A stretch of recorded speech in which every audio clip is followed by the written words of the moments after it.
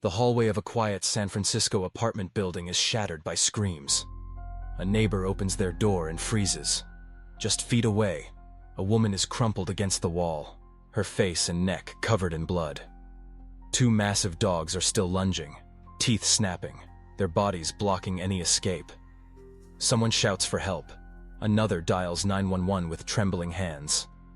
Every second counts, but no one can get close without being attacked themselves. It's chaos, terror, and disbelief all at once. In those final desperate moments, no one yet knows they are witnessing one of the most shocking and preventable tragedies the city has ever seen. Before that day in January 2001, Diane Whipple's life was about movement, discipline, and passion. At 33, she was head women's lacrosse coach at St. Mary's College in Moraga, California, a position she'd earned through years of playing and coaching at the highest levels. Born in Connecticut, Diane had been a gifted athlete from an early age. Track, field hockey, and lacrosse came naturally to her, but it was her relentless drive that set her apart. She'd competed on the U.S. Women's Lacrosse World Cup team and was known for her intense focus, sharp coaching style, and the way she inspired young players. Off the field, Diane was vibrant, social, and committed. She lived with her partner, Sharon Smith, in a sixth-floor apartment in San Francisco's Pacific Heights. A beautiful building, but one that came with troubling neighbors. Just down the hall were Marjorie Knoller and Robert Noel, attorneys with an unusual sideline, caring for two massive Perro de Presa Canario dogs, Bane and Hera. The dogs weren't just pets. They were part of a breeding program tied to a prison gang leader serving life for murder. The animals were enormous, over 120 pounds each, and muscular to the point of being intimidating, even when calm. Other residents had noticed. The dogs lunged in hallways, snarled in the lobby, and strained against their leashes with alarming force. Some tenants had complained, but nothing changed. The owners brushed off concerns, insisting the animals were misunderstood. Diane, athletic and confident, never expressed open fear. But she avoided the dogs when possible. It wasn't just their size. It was their eyes, their readiness to engage, the way the air seemed to tighten when they were near. On January 26th, Diane returned from grocery shopping, bags in her hands, walking down that familiar sixth-floor hallway toward her apartment. Just a few doors away, the neighbor's door opened. What happened next would unfold in seconds. A sudden explosion of muscle, teeth, and raw power. She had no weapon, no escape route, and nowhere to run. This wasn't going to be a defensive bark or a warning lunge. This was an attack. Bane and Hera were no ordinary pets. They were Perro de Presa Canarios, a rare mastiff breed from the Canary Islands, originally developed to guard livestock and property. Standing over 2 feet at the shoulder and weighing more than 120 pounds each, they were muscular, powerful, and bred for intimidation. In the wrong hands, they were more weapon than companion. Their caretakers, Marjorie Knoller and Robert Noel, were criminal defense attorneys, but the dogs didn't truly belong to them. They were keeping them for Paul Cornfed Schneider, a high-ranking Aryan Brotherhood prison gang member serving life without parole at Pelican Bay State Prison. From behind bars, Schneider ran a dog breeding operation, selling Presa Canarios as aggressive protection dogs to gang affiliates and criminal associates. Through letters and prison visits, Knoller and Noel grew close to Schneider. Some described it as an obsession.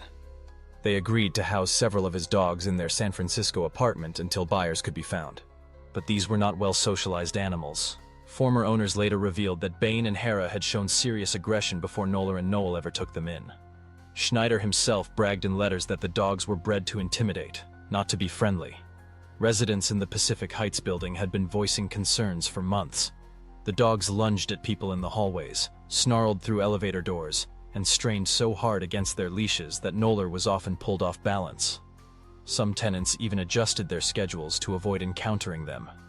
Professional handlers and neighbors warned the couple repeatedly, but Knoller and Noel brushed off the concerns as overreactions or prejudice against the breed. Experts would later testify that Presa Canarios are not inherently killers, but without discipline, early socialization, and firm control, their guarding instincts can spiral into unpredictable aggression. Bane and Hera had spent their lives in chaotic, unstable environments that rewarded aggressive behavior instead of curbing it. Despite the mounting red flags, the dogs were allowed to roam the apartment freely, often without muzzles. Management claimed they lacked the legal grounds to intervene, and no authority stepped in to remove the threat. By the time Diane Whipple crossed paths with Bain and Hera on January 26, 2001, every warning had already been raised. The attack that followed wasn't a random tragedy. It was the violent culmination of months, perhaps years, of ignored danger. By late 2000, the warning signs weren't just occasional, they were constant. Neighbors in the Pacific Heights apartment building were actively avoiding the elevator if Noller or Noel were inside with the dogs. Some took to listening at their door before stepping into the hallway. One tenant recalled how Bain had lunged so violently at her that only the leash, wrapped around Noller's wrist, kept the dog from making contact. Another said Hera had snapped at a delivery driver who was just setting down a package. The building's property manager repeatedly told Noller and Noel the dogs were a liability and could be grounds for eviction. They brushed it off, saying the animals were misunderstood and protective. Even outside the building, there were troubling incidents. A local dog walker claimed she saw Bain attack another dog in a nearby park, pinning it to the ground until its owner intervened. In another case, Hera reportedly bit a man's hand as he tried to pet her through a fence. Professional trainers had also weighed in. One behaviorist, asked to assess Bain, warned that the dog was highly reactive and required strict containment, including heavy-duty muzzles during public outings. That advice was ignored. Noller herself wrote to Paul Schneider in prison, describing the dog's brilliance and loyalty, but also mentioning their unpredictable behavior. Schneider's response? Encouragement. He saw their aggression as a feature, not a flaw. Some neighbors even contacted animal control, but without a direct bite incident against a person, enforcement options were limited. The law, in essence, was waiting for a victim before it could act. Diane Whipple was aware of the dogs. She had encountered them in the hallway more than once. Friends later said she confided that she felt unsafe around them, that they looked at her like prey. But with no official action taken, and with the apartment building still her home, she had little choice but to share the space. Every close call, every complaint, every ignored expert opinion had been a prelude. January 25, 2001, began like any other winter day in San Francisco's upscale Pacific Heights. Diane Whipple was preparing for a weekend lacrosse tournament, juggling coaching duties and personal errands. She was fit, focused, and had no idea her final 24 hours had begun. In the apartment across the hall, Marjorie Noller and Robert Noel were tending to Bain and Hera. The dogs had been restless in recent days, louder, more agitated. Some neighbors quietly speculated it was because Noller and Noel had been housing them in a cramped apartment with no yard, relying on brief hallway walks and street trips for exercise. That afternoon, one resident reported seeing Noller in the hallway struggling to control Bain. The big male lunged toward a delivery driver, and Noller had to brace herself, gripping his leash with both hands. She laughed it off, claiming, "He just wants to say hello." It wasn't the first time. Building management had previously received complaints from tenants who felt unsafe passing the dogs. Some even changed their daily routines to avoid contact. But without a physical incident, there was little the landlord could legally do. That evening, Diane returned home from work carrying groceries. A neighbor recalled chatting with her briefly in the lobby. Diane mentioned she was looking forward to a quiet weekend after a busy coaching schedule. She was smiling, relaxed. Meanwhile, upstairs, Noller and Noel settled in for the night. The dogs, fed and watered, paced restlessly in the apartment. Their sheer size and energy were at odds with the confined space. No one could have guessed that less than 24 hours later, those same restless movements would become the frenzied violence that ended Diane's life. But subtle warning signs were there. The lunging, the hallway tension, the neighbors' unease.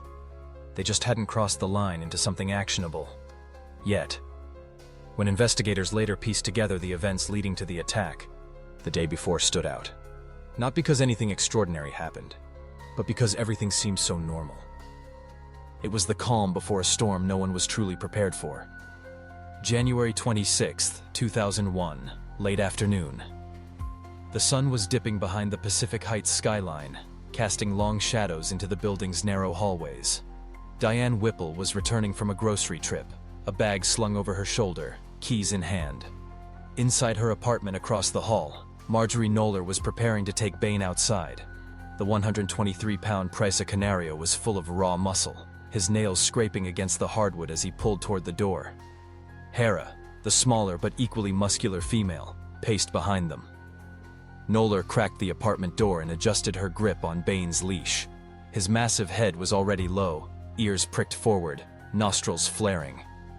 At that exact moment, Diane stepped out of the elevator and began walking toward her unit. The hallway was narrow, barely enough room for two people to pass comfortably, and there was no way to create real distance between her and the approaching dog. Neighbors later recalled hearing a single guttural bark echo through the corridor. Bane lunged forward with such force that Noller's arm jerked violently. She tried to brace herself, pressing her back against the doorframe, but the dog was already accelerating. Diane froze. She knew these dogs. Everyone in the building did. They were intimidating even on a short leash. But there was no time to retreat. In the seconds that followed, the air shifted from tension to chaos, the sound of claws tearing against carpet, Noller shouting commands that had no effect, groceries spilling across the hallway as Diane tried to shield herself. Witnesses would later tell police that Bane's first strike was immediate and devastating, a full-body slam that knocked Diane against the wall. The attack had begun, and once it started, there was no pulling the animal back. What happened next would unfold in a matter of minutes, yet leave an impact that would be discussed in courtrooms and newsrooms for years. The hallway, once just a quiet passage between homes, was about to become the scene of one of San Francisco's most horrifying tragedies. The hallway was always quiet on weekday afternoons. The beige carpet muted footsteps, and the pale walls reflected the fluorescent ceiling lights in a way that made everything feel flat and still. Diane Whipple was halfway down that corridor, arms full of groceries, when she heard the faint click of a door opening behind her. It was the door to the apartment of Marjorie Noller and Robert Noel. The first shape to appear in the doorway wasn't a person. It was Bane. The 123-pound Presa Canario filled the frame like a living wall of muscle. His head was massive, blocky, with eyes that locked onto Diane in a way that sent an instinctive chill down her spine. His body was already tense, tail low, shoulders squared forward. Behind him, Hera, slightly smaller but still powerful, stood alert, her gaze fixed in the same direction. There was no leash, no barrier, no warning. Diane barely had time to shift her grip on the grocery bags before Bane surged forward. The sound was sudden, explosive, claws digging into the hall carpet, his deep, guttural roar tearing apart the stillness. He covered the distance in seconds, and the hit came from the side like a linebacker smashing into a quarterback. Diane's back struck the wall. The bags burst open, apples rolling across the floor, a carton of eggs bursting underfoot. She felt the first bite before she even registered falling. A shocking, crushing pain in her shoulder as teeth punched through her sweatshirt, through skin, through muscle. The force drove her to her knees. She screamed, not only from pain, but from the cold, instant realization that this wasn't going to be a single snap. The dog wasn't letting go. Bane shook his head violently, each movement tearing tissue, forcing hot blood to run down her arm. Diane tried to push him away, both hands gripping the sides of his massive head, but the dog was pure muscle and momentum. Her struggle only seemed to fuel him. Hera, still at the apartment doorway, began barking, sharp, rapid bursts that bounced off the narrow walls, creating an echo that made the hallway feel smaller, more claustrophobic. She darted forward once, delivering a fast, ripping bite to Diane's leg before circling back. From inside the apartment, Noller's voice cut through the chaos. She was shouting the dog's names, shouting Diane's name, but her tone carried panic, not authority. She stepped into the hall, grabbing at Bane's collar, but the effort was almost symbolic. The dog didn't even acknowledge her. A neighbor down the hall cracked open their door at the sound. The sight froze them. Diane pinned against the wall, one arm twisted upward defensively, her sweatshirt soaked red at the shoulder while the huge dog's head jerked side to side. The neighbor slammed the door and called 911, their voice trembling as they told the dispatcher, "There's a woman down. She's bleeding badly. The dogs won't stop." Back in the hall, Diane twisted sideways, trying to crawl toward her apartment, but Bane's grip only shifted. His jaws clamped onto her upper arm, the pressure so intense she felt the bone strain. Each time she tried to rise, he drove her down again, forelegs braced like a predator bringing down prey. The air was thick with sound. Diane's sobbing gasps, Nolar's frantic yelling, Hera's continuous barking, and Bane's deep growls that vibrated through the floor. Somewhere, another neighbor was screaming for someone to bring a weapon. Bane adjusted his bite again, this time lunging for her neck. Diane managed to twist away, but not far enough. Teeth caught the side of her jaw, dragging her down flat on the carpet. Groceries crumpled under her weight, the sweet smell of crushed fruit mixing with the metallic tang of blood. Nolar pulled harder at the collar, bracing herself against the wall, but Bane was unmoved. She would later claim she was bitten in the process, but paramedics would find no serious injuries on her. Another neighbor emerged, wielding a wooden walking stick. He struck Bane across the back with a crack that echoed through the hall. The dog released for the briefest moment, spinning toward the new threat. But instead of retreating, he snapped back to Diane, biting down on her torso this time, shaking her like a rag doll. The 911 line remained open through it all, capturing the chaos. Nolar screaming incoherently, the dog snarling, and Diane's cries growing shorter, more ragged. Minutes felt like hours. Diane's attempts to fight back slowed. Her movements became weaker, less coordinated. Blood pooled beneath her, darkening the beige carpet. The floor was slick now, and each time Bane shifted position, his paws smeared crimson arcs across the hallway. The first 911 call came in at 4:05 p.m. The operator could barely hear the panicked voice over the barking and screaming in the background. "There's a woman being attacked by dogs. She's bleeding. Send help now." By now, Whipple was on the floor, blood pooling beneath her. She wasn't screaming anymore, only short, labored breaths and faint moans. The first police officers burst from the elevator.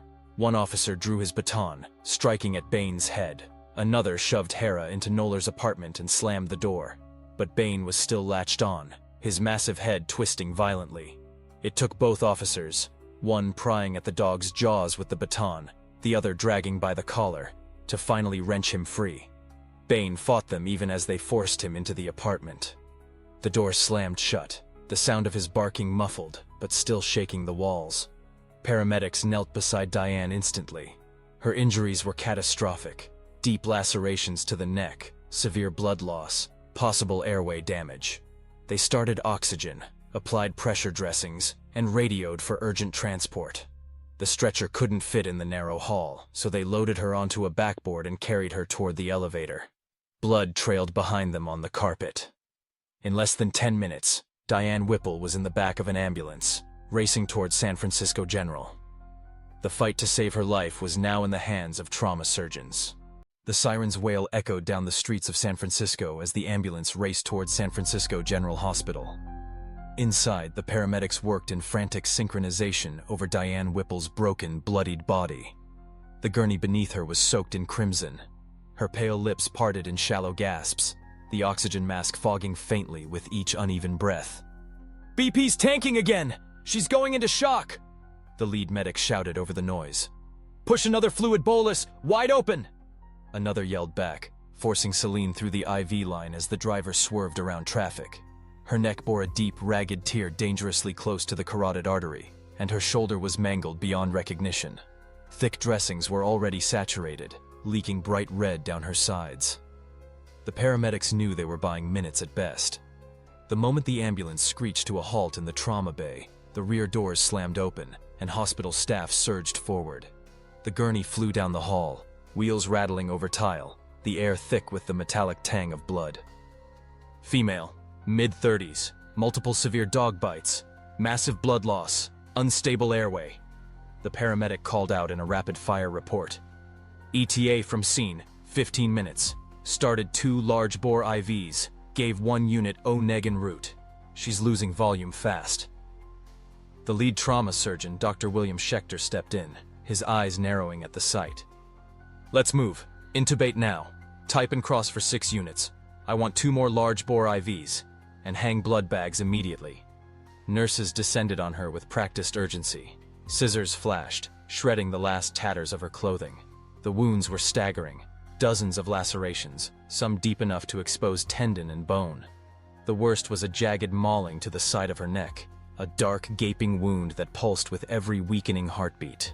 The anesthesiologist slid the breathing tube into place, while a respiratory therapist began squeezing the ventilation bag. The suction roared, clearing blood from her airway. Monitors crackled to life, the jagged peaks of her heart rhythm already faltering. "Pressure's at 60/30, a nurse barked. "Get me more O-neg," Dr. Schechter shouted, clamping down on the neck wound himself, his gloved hands instantly drenched. The room was a blur of motion, a ballet of urgency. One team worked to stem the bleeding, another pumped fluids and blood into her veins, and a third prepped surgical trays in case she could be stabilized enough for the operating room. Every second felt stolen. The sheer brutality of the injuries told its own story. This had not been a quick attack. Her arms bore defensive wounds, shredded muscle and skin where she'd tried to fight the dogs off. Her chest carried deep punctures perilously close to the lungs. And her neck was a ticking clock. A nurse leaned in. "She's cold, 92 degrees. Get warm blankets on her now," Schechter ordered. Hypothermia would only make the bleeding worse. For a brief, fragile moment, the transfusion brought her pressure up. The cardiac monitor steadied, and the team moved to roll her toward the OR. But before they cleared the trauma bay doors, the flatline alarm blared. "Cardiac arrest! Starting compressions!" a resident yelled, climbing onto a stool to throw her weight into chest compressions. Another pushed a syringe of epinephrine into the IV port. The room tightened, all focus narrowing to the flickering hope on the monitor. A rhythm returned, weak, but there. They rushed her down the corridor towards surgery, IV bags swaying, blood dripping from the gurney's edge. Inside the OR, blinding lights illuminated the wreckage of her body. The surgical team worked in unison, clamping severed vessels, irrigating wounds, suctioning pooled blood. Every clamp released revealed another hidden bleed. The anesthesiologist called out vitals.